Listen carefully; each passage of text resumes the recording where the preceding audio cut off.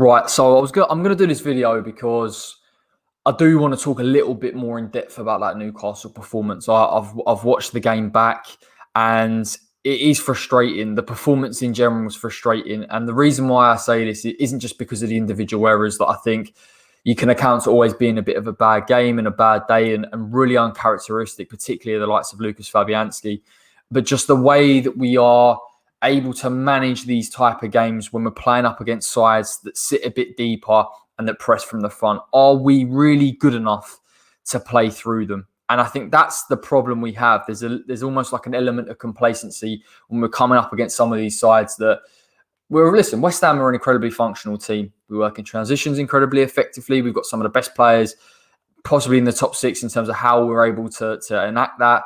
Jesse Lingard, Jarrod Bowen, who I thought had a good game as well. But when you're playing and the play's almost your back's to goal all the time and the team's set up to deal with it. And I will talk about Newcastle because I thought they got their game plan absolutely spot on. There's not enough movement there in central areas. And not only is there not enough movement, there aren't enough good passes in this side from deep. And I think that's going to hurt us long term. I know it's a really niche, picky type of topic regarding West Ham because we've been brilliant this season.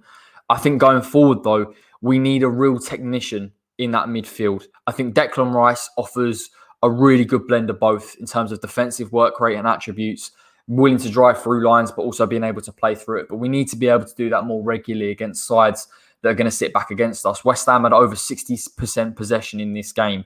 And only in the second half, when we tried to use the width a little bit better, were we able to have any joy. And even then, we weren't able to really have any clear-cut chances in on goal. And I think that naturally comes from being able to play into those kind of central pockets, being able to have players that can get it on the half turn, create spaces for you.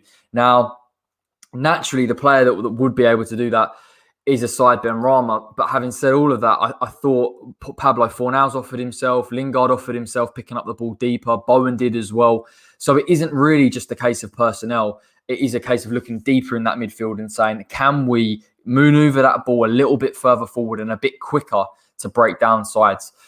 Regarding Newcastle, I thought they were absolutely spot on. I thought the way that their midfield pressed us, the way that they played they pressed us from the front, and I really didn't expect them to do that. I didn't expect them to be that ambitious. St. Maximin worked incredibly hard.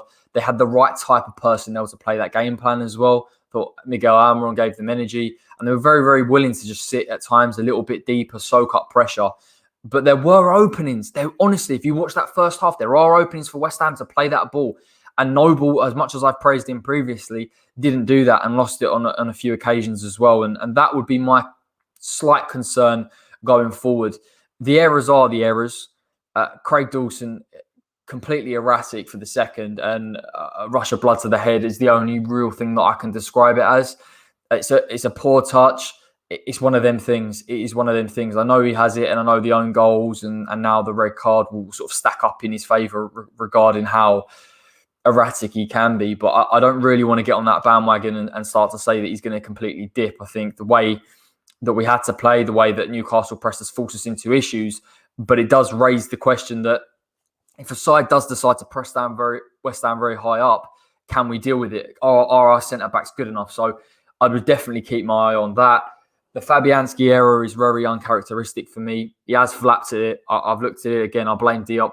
I thought Diop didn't even really have that bad a game, if I'm honest, looking on reflection. And Fabianski needs to be dealing with that a lot better, either punching it or collecting it. And Newcastle did target that as well. You can see from the set pieces, playing men in the box, playing them very close to the goalkeeper, forcing him into an error that they haven't even really done themselves. So again, another problem for me and another really frustrating element of the performance. I've said that, and I know people have been talking about being positive about this type of game because it is one of those days. I thought second half, we showed a real intensity. We showed how we need to be able to be playing. We lack the clear technicality to play through the lines. And if that's the case, the players have got to show movement, decent ball carrying, and try and stretch the play, which I feel that we did with Ben Johnson and Soufal. It's a shame that we couldn't do that when we had 11 men on the pitch.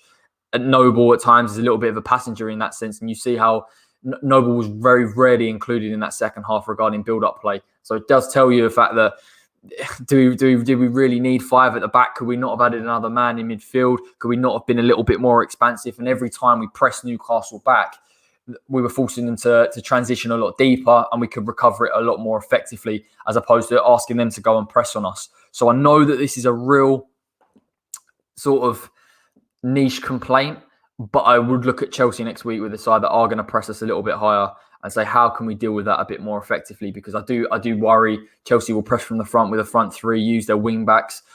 They'll be able to deal with width as well. There'll be a lot more problems regarding how West Ham could try and stretch them. So it definitely is something that West Ham fans need to keep an eye on.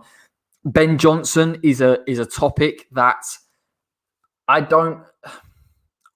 do see the complaints, but I think they're harsh. I think he didn't have a bad second half. He did get skinned a few times, to be fair to him. The goal is partly Fabianski, but mostly Ben Johnson. And I think you have to say that. He's got to be marking his man. He's coming to a centre-back position. He needs to be wary of Joe Willock. And again, Fabi's it's come at him quick if that's sort of giving him a little bit of a reprieve, but then in off the bar, and he's pushed it up and into the goal. So again, Ben Johnson has to be dealing with that better. I thought offensively he looked decent as well. And it was just one of the, I hate saying it because I like to just sit there and actually calculate what went wrong in the game. It definitely was one of them days. Newcastle set up perfectly. West Ham showed a slight weakness regarding how we play these types of teams, and individual errors really, really hurt us. So I like this. So thank you so much for joining me. Like the video if you did enjoy it. Subscribe to the West Ham Way, naturally, if you're new. I'll be back this week for loads more content. So keep tuned, everybody. Take care. I'll see you all shortly.